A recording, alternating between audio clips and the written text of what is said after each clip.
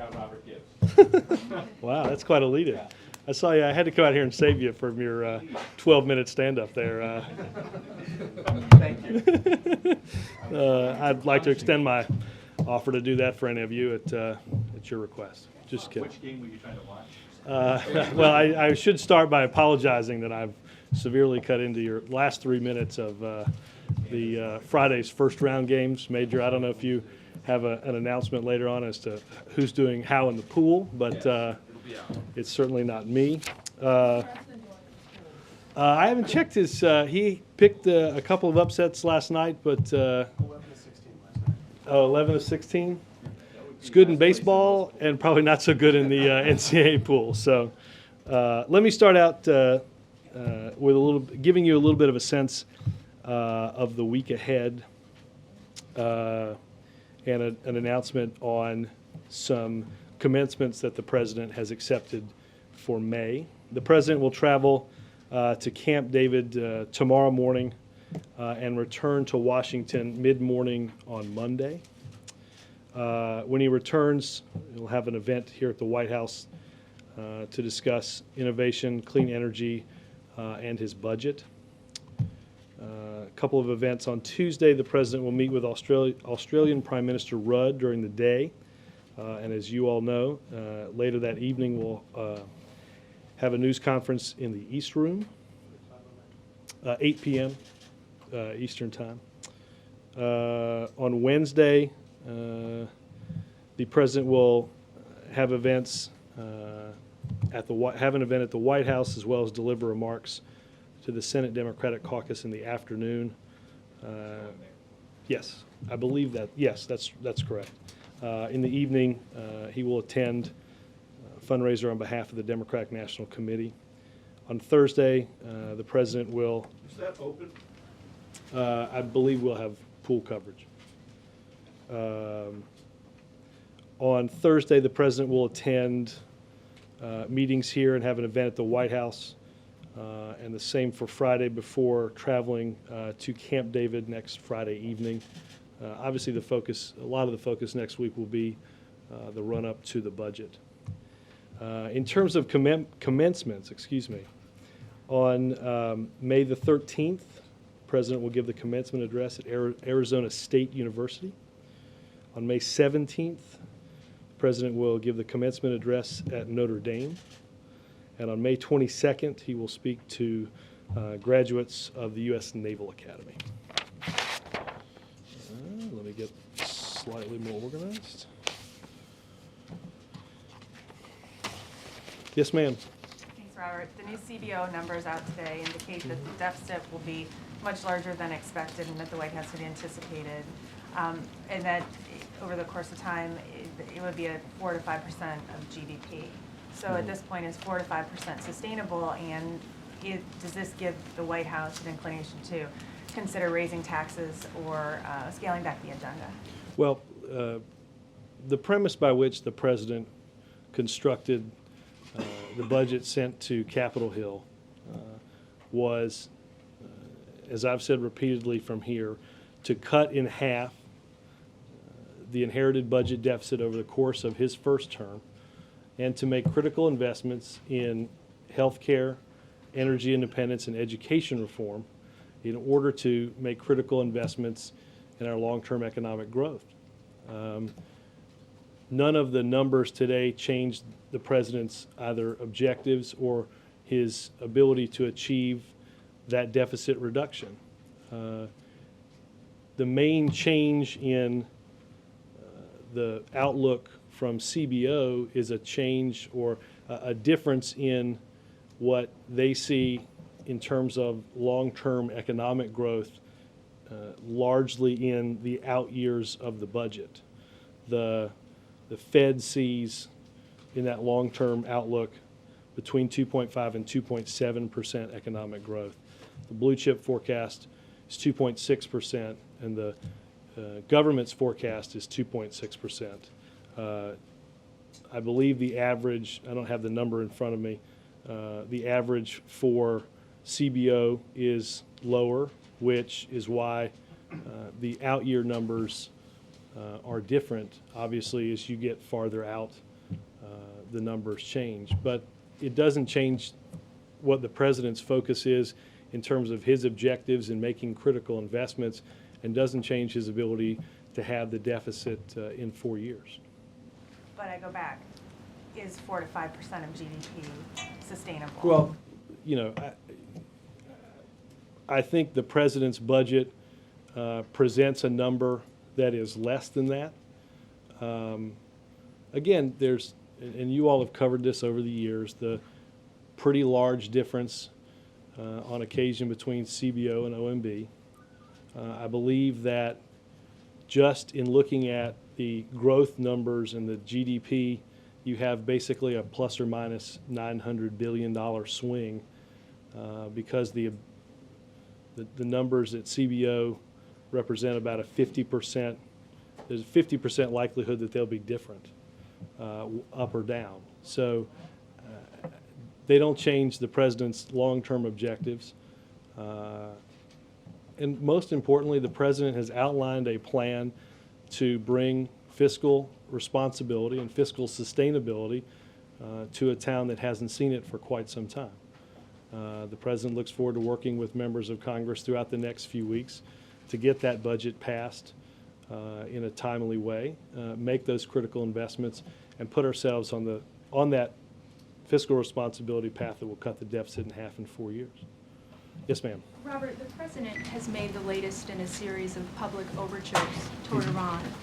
And I would guess that a lot of thought went into the timing and the format for how he did this. And I'm just wondering if you could maybe go into why it was decided to do it in this way at this particular time. And do you expect this effort to show results anytime soon? Well, let me, obviously, the message it follows the Persian New Year. The president believed that the new year marked a good time for us to demonstrate the tone for the type of respectful engagement that we believe can be had with the people of Iran. And we also believe it gives Iran the opportunity for a similar new beginning. Again, and I quote the president's message, as a way of reaching out to the people, but understanding that there are rights and responsibilities. In terms of reaction or what we hope to get out of it, I think in many ways that's up to Iran. Now, there's an offer on the table for Iran to attend the conference at the end of the month on Afghanistan. Is it the president's hope that in making this gesture that will encourage them to attend that conference? And is the timing in any way taking that into consideration?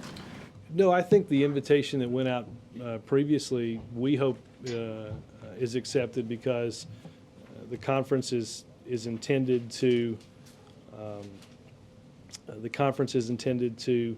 bring about Afghanistan's neighbors in that troubled region of the world, and obviously Iran is one of those neighbors, and we believe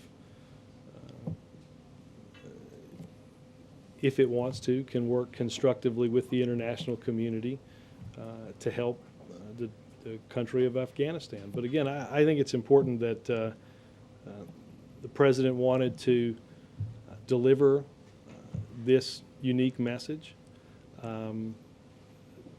directly to the people and to the leaders, to understand that there's a rightful place in the community of nations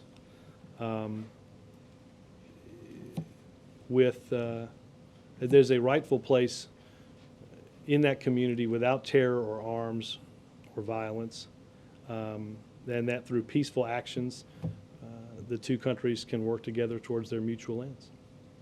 Jake?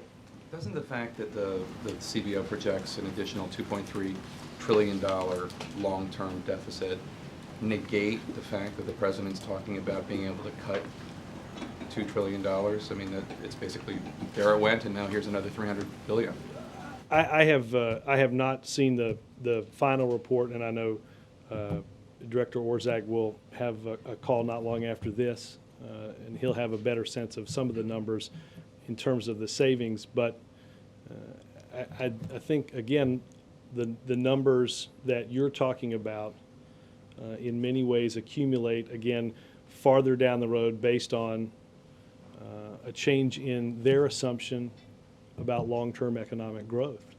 But the president remains confident that he has put forward a budget that meets the critical investments that he thinks America must be making in order to move past the bubble and bust economic era into some sustained economic growth while cutting that deficit in half in 4 years. The president remains confident that he can do so. What would your message to the American people be when they hear about the CBO projecting this much larger deficit, $400 billion additional this year, $400 billion next year? Do you think their numbers are, I know you cited other numbers that are more optimistic in terms of growth. Do you think do you reject the CBO numbers? No, I think, again, I think there are a series of numbers, opinions that range, as I said, economically, in terms of economic growth, from the Fed to blue chip indicators, growth forecasts, to the federal government and to the Congressional Budget Office.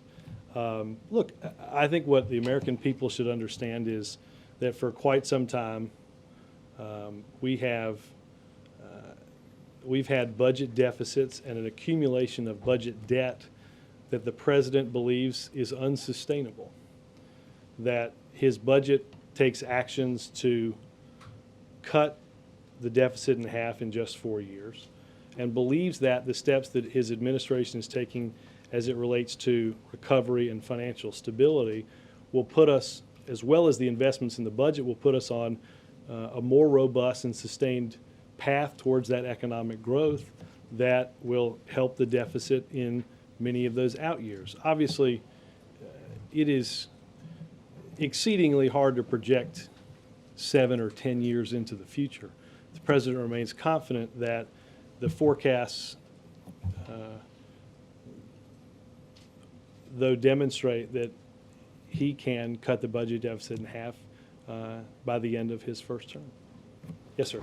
Robert, every time when the president talks about healthcare or education, he always frames it as being part of the economy and the economic recovery and investment in the future. What does he actually mean by that? I mean, in terms of, the actual amount of dollars that this will, present to turning the economy around.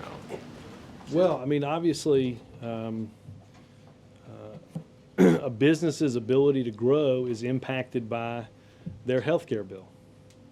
Their business's ability to grow is impacted by the growth rate in their healthcare spending.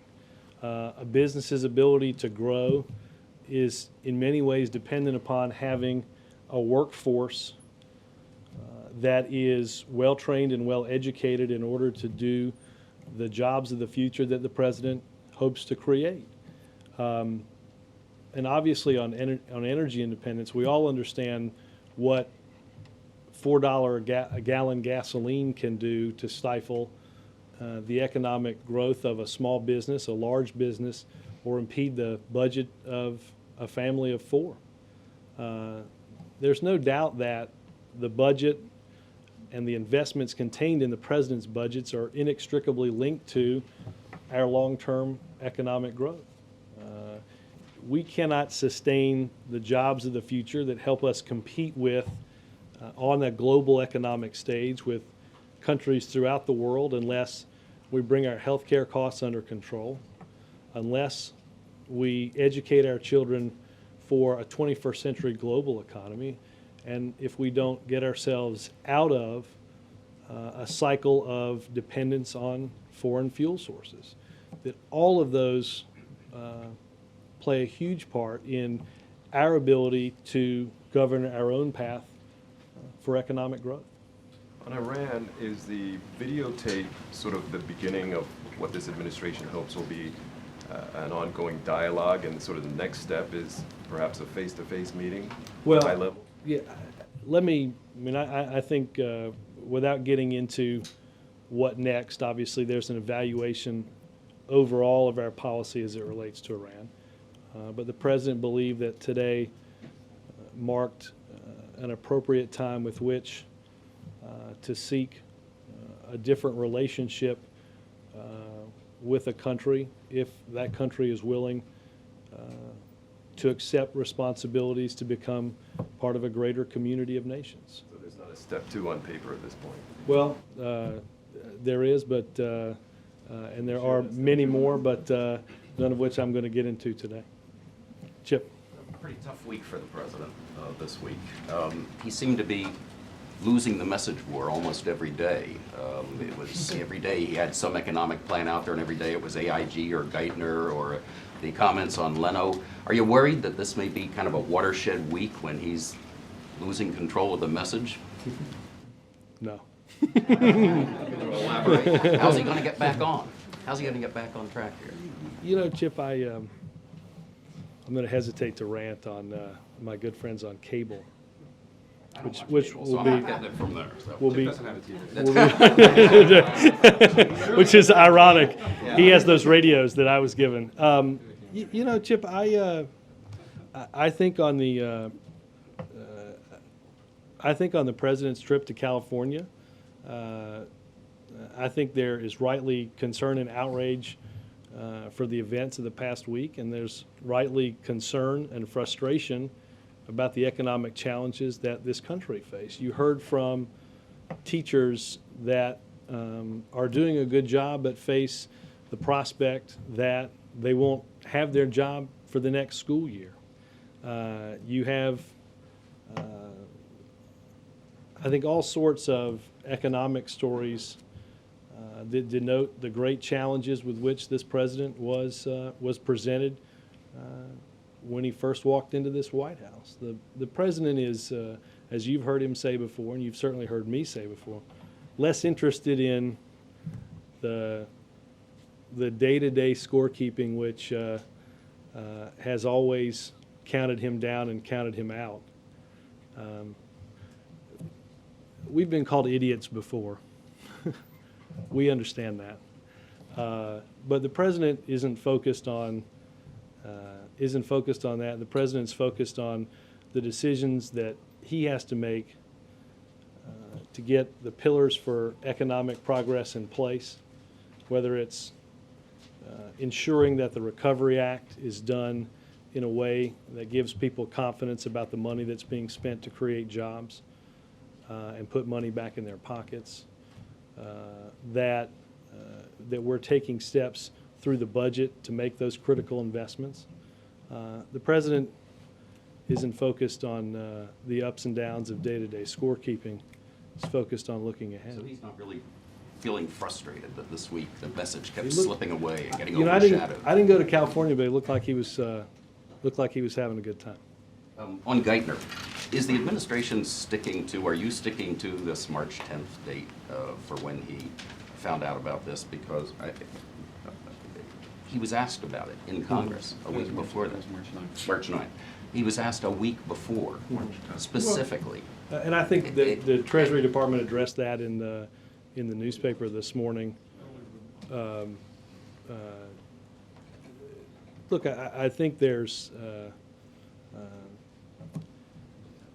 has been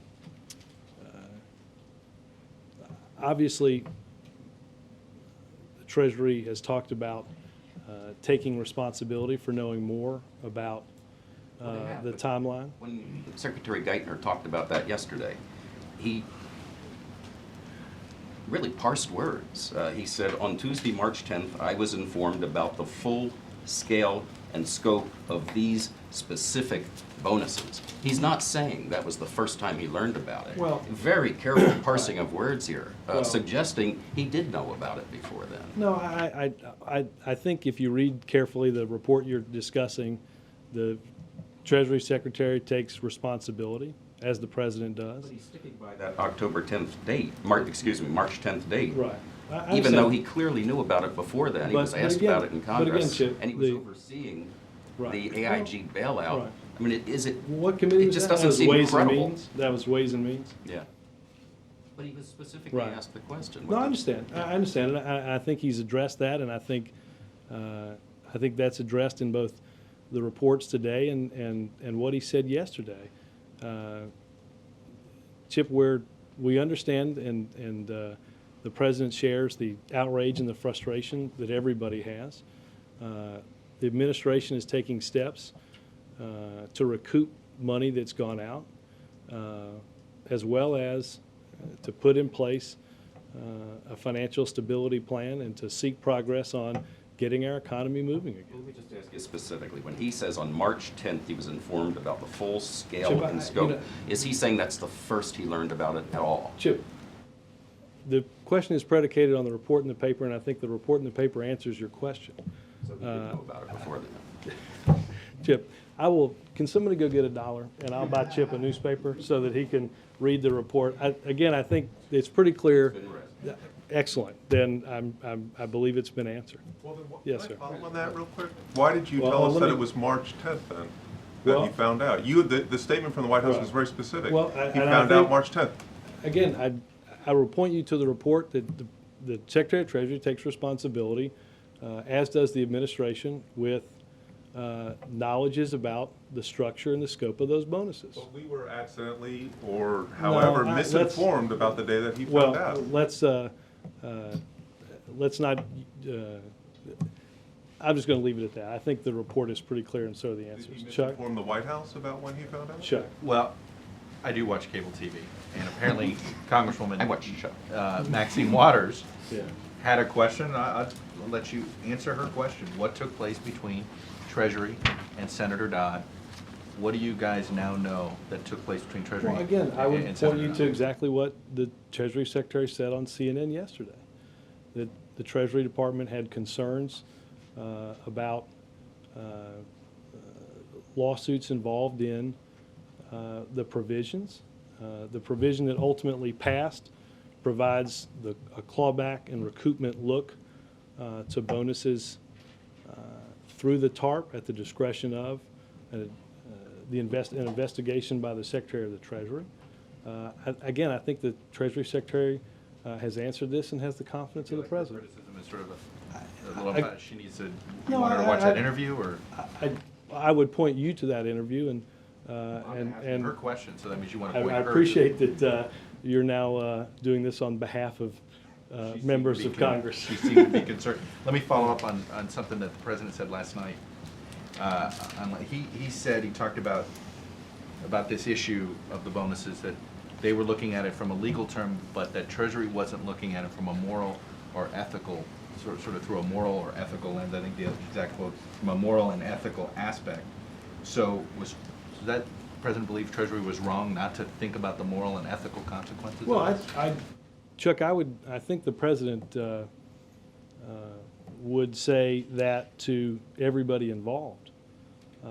I think the President would say that you have a financial company that entered into contracts in April of 2008 that also didn't understand, as taxpayers have been outraged, as he's been outraged, about the lack of common sense and the sheer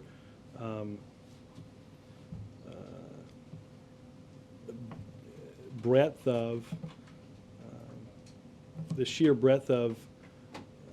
understanding that bonuses generally reward success, not failure.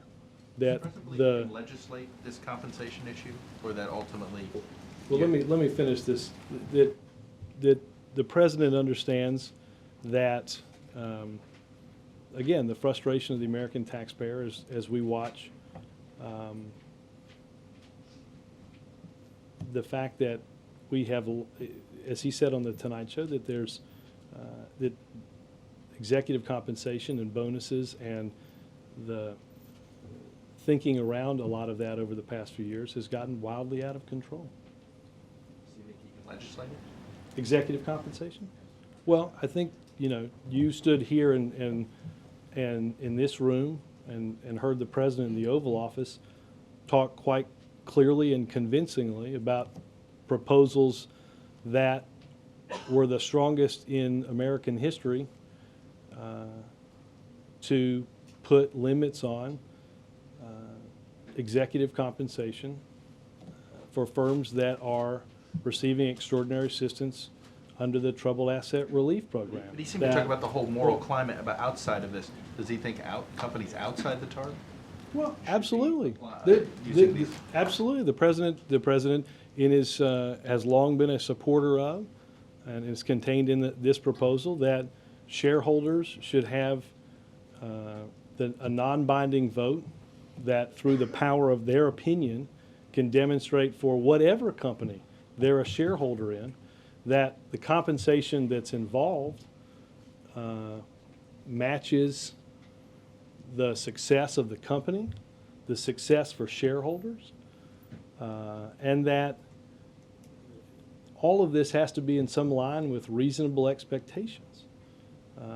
The study after study denotes the huge increases in where we were just a few decades ago with what a worker made in relation to a CEO and where we are now. Obviously, we have seen outsized compensation and bonuses and salaries that have long gotten out of whack. Mark? On a related issue, Robert, does President Obama believe that the bill passed by the House yesterday to tax the bonus money is constitutional? I have not asked the president about the constitutionality of the bill. I read in the papers that some experts believe the bill to be constitutional. I don't know that constitutionality has specifically been looked at here. I know that the White House is evaluating legislation from the House and whatever legislation might come from the Senate in order to look at two objectives. The first is understanding that taxpayer anger and frustration that I talked about with Chuck, understanding, as the president has talked about, that the way this system has gotten completely out of whack, that it lacks common sense, that we are rewarding not success, but in some ways failure, but also looking at whatever legislation comes out of this process to ensure that our ability to stabilize the financial system and ensure that credit flows from banks and lending institutions to families and small businesses and big businesses through capital and what they need to run their business. So there is the dual objective that the White House will evaluate. Well, if the House bill were to reach his desk, would he sign it? Well, that's the evaluation that is being undertaken here. I do believe the president and the White House have concern. We have to ensure again that both of these objectives are met. That the frustration, the real frustration that taxpayers and the president have about the situation that we've seen with AIG, but also ensure, for instance, that a community bank that took some TARP funding, not because it was necessarily in trouble, but because we all understand that additional capital through something like that can help their balance sheets, and that families and small businesses can see the return of flow of capital to ensure that there is enough for housing loans and auto loans and college loans, and that all of that will be evaluated throughout the process when a bill gets to his desk. Ed? Robert, how concerned is the White House that the new deficit numbers today might further erode support on Capitol Hill for the budget, for the president's other initiatives?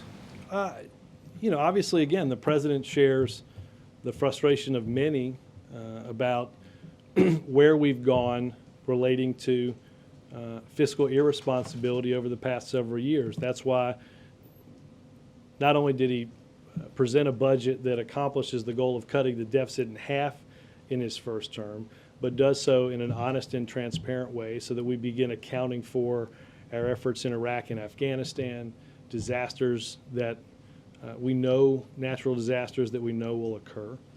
But the president remains confident that we can pass the budget that he sent up, making the critical investments that we need, and that we'll have success not just on this, but on other legislative initiatives this year.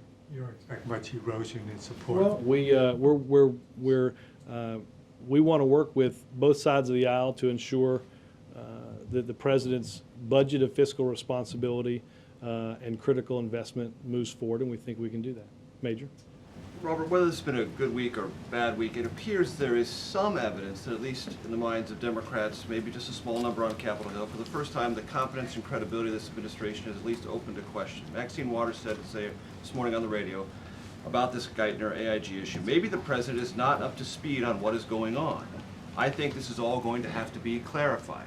To what degree do you agree with that assessment from Congresswoman Waters? I think I answered that with Chuck. I think what the Secretary of Treasury has talked about over the past few days is quite all clear. the clarification the nation requires. No, I think I think what the Secretary of Treasury talked about demonstrates actions that were taken, concerns that were expressed, and I would point her to those comments. Actions that were taken when? I mean, the country seems to be trying to still figure out, and to a certain degree, the Treasury Department is still trying to figure out exactly when the Treasury Secretary became aware of this, asked about it March 3rd in congressional testimony, representations here by senior officials that he was first informed of it on March 10th. I mean, it seems you can't even get the sequence properly aligned. How can the country then digest whether the policy responses were correct if we can't even get a firm grasp on when knowledge was obtained and when actions were taken? Well, again, Major, I don't want to repeat the answers I've given, I think, to both of those questions from Chip and Chuck, but I'd point you to those reports and those answers. On the budget, is it the administration's point of view that this is essentially a disagreement between economists? It's kind of a rounding error as far as economic projections are concerned over the next 10 years, and though $2 trillion sounds like a lot of money, Americans seeing it on their front pages of the newspapers tomorrow, hearing it as they drive home, shouldn't be alarmed that the deficit is higher than $2 trillion? Or what's the takeaway that people who hear this number are going to say, whoa, $2 trillion, that sounds like a lot of money to me?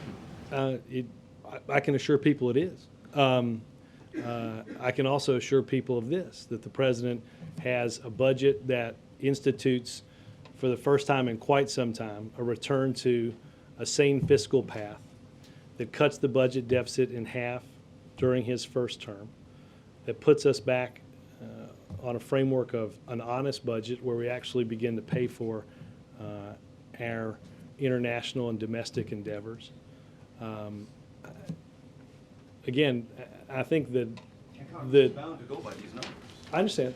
I think that the way I would characterize the differences is the way I characterized them earlier, which was there are differences of opinion between where the Fed believes economic growth will be, where blue chip economic forecasts are, and where we are in one package and where the CBO is in another. But again, right. You have to go by the CBO numbers. I understand. So you push your agenda through that set of numbers.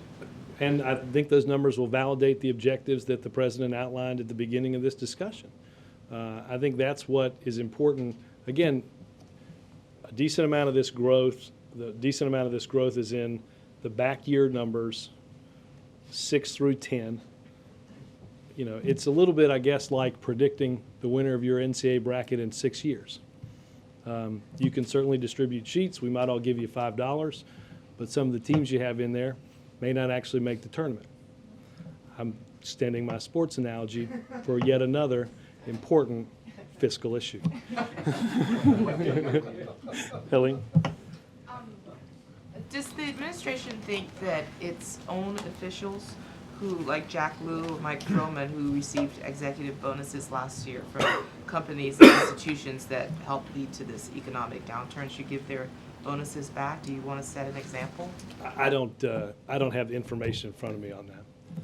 don't have the, I'd have to look at the information that, what they are, and I'd be happy to, take a look at that in a second. okay, can we get something back on that?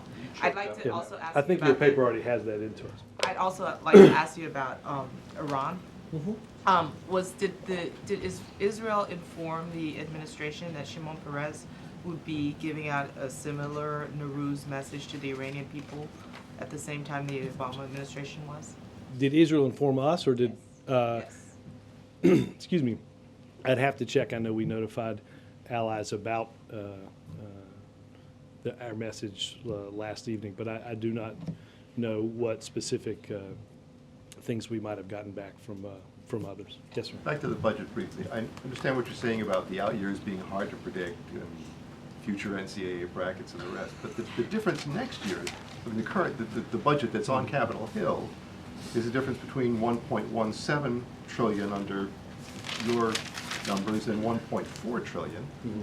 So that's, more than 200 billion, $250 billion. That's a big difference right there. I mean, Right. is this the CBO's way of saying it's the return of the rosy scenario that your numbers are based No, on? again, only if you assume that the Fed, the blue chip forecast, and us are all involved in the same rosy scenario cahoots, which I don't think obviously is the case. I think the economic estimations that we've made that govern the choices of our budget demonstrate, quite frankly, that we're comfortably in the mainstream of exactly what those forecasts are. But let's extend not just 1 year, but let's extend to that fourth year, and I think you'll see that what the president said originally, that our budget, the budget that he's presented, will cut the deficit in half in 4 years, is true.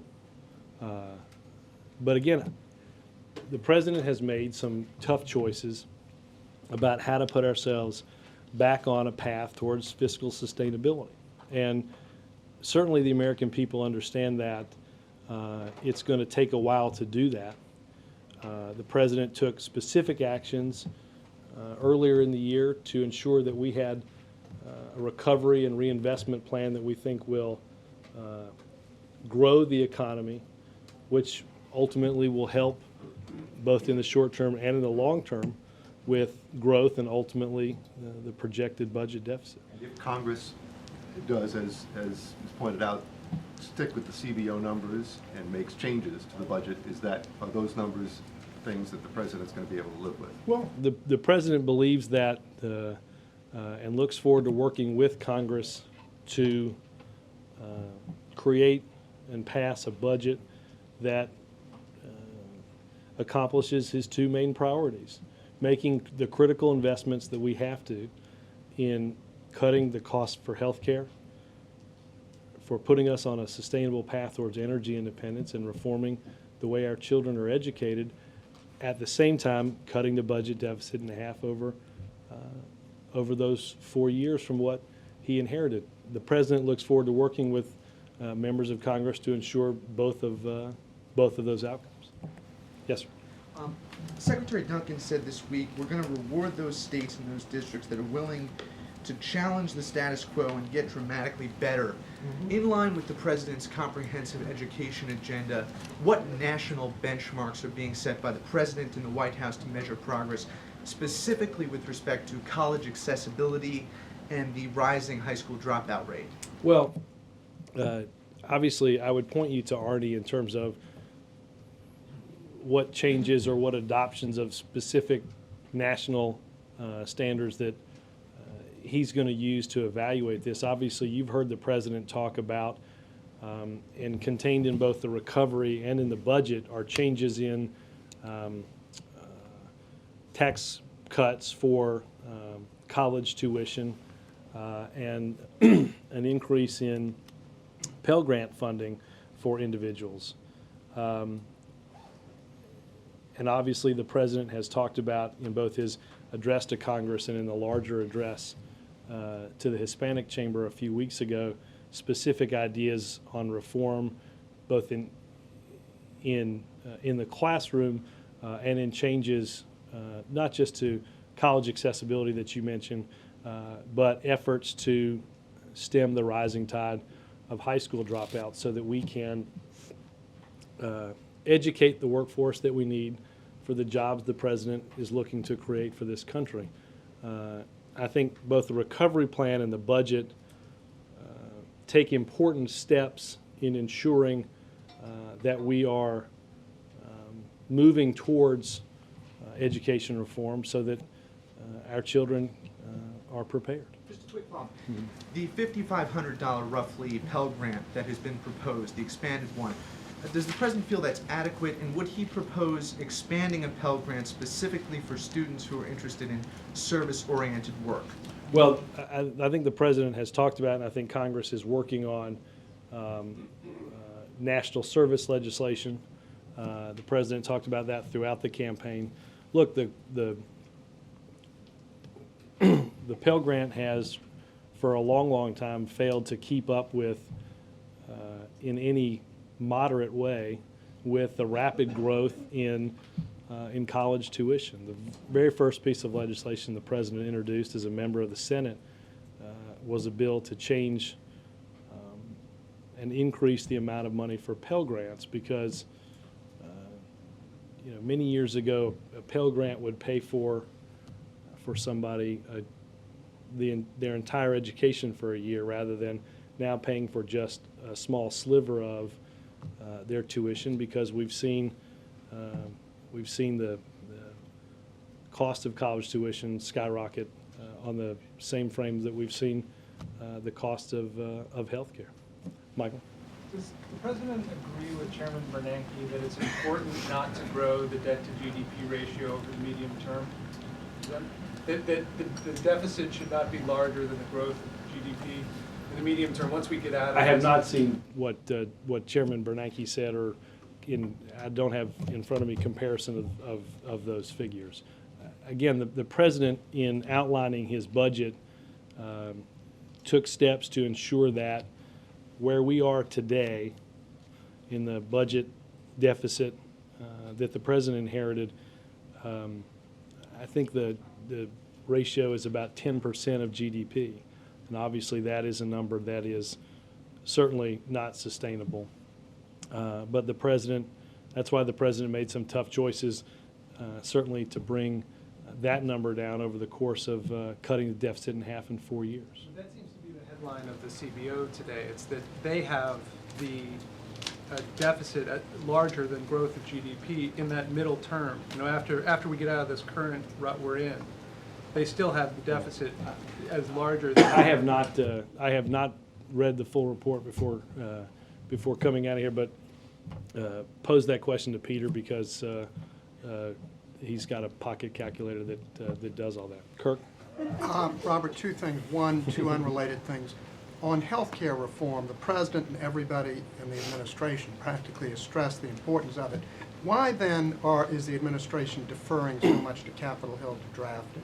Well, Kirk, I think you saw an effort by the president a few weeks ago to bring not just the members and players that will be heavily involved in this process from Capitol Hill to the White House, but also members that represent doctors and pharmaceutical companies, business, labor, all of the players involved to have the beginning discussion on a health care reform plan that will cut costs for the American people.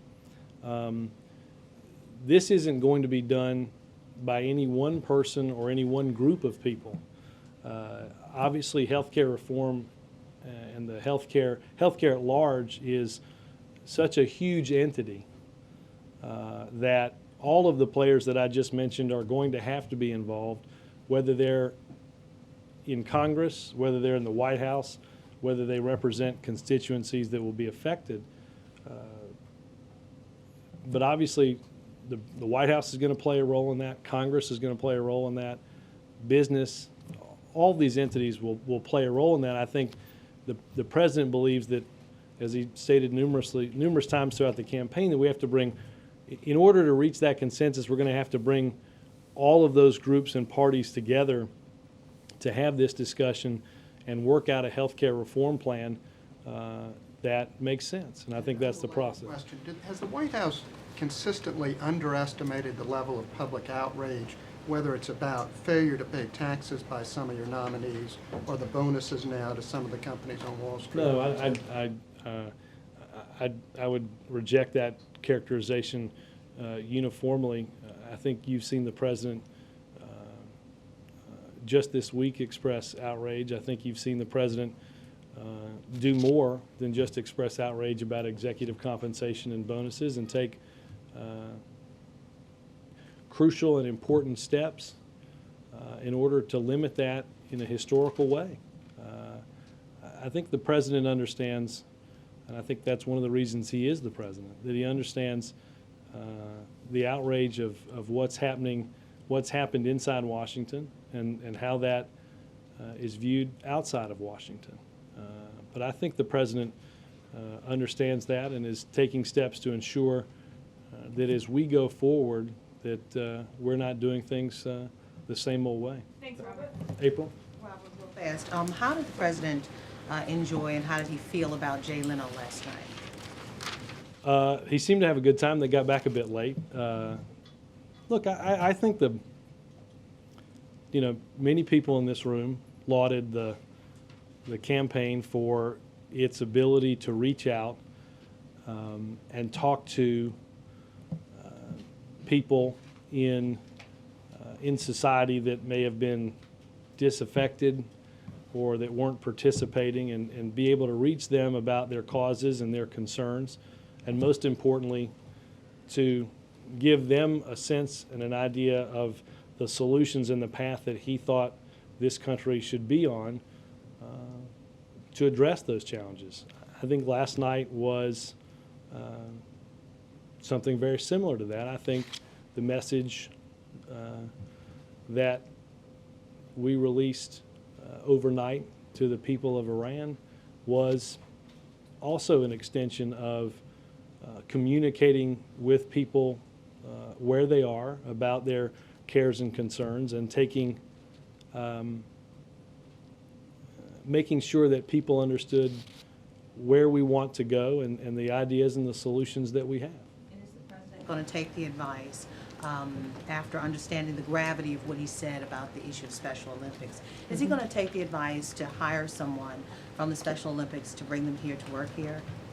I've not seen that. I know that the president believes that the Special Olympics are a triumph of the human spirit, and I think he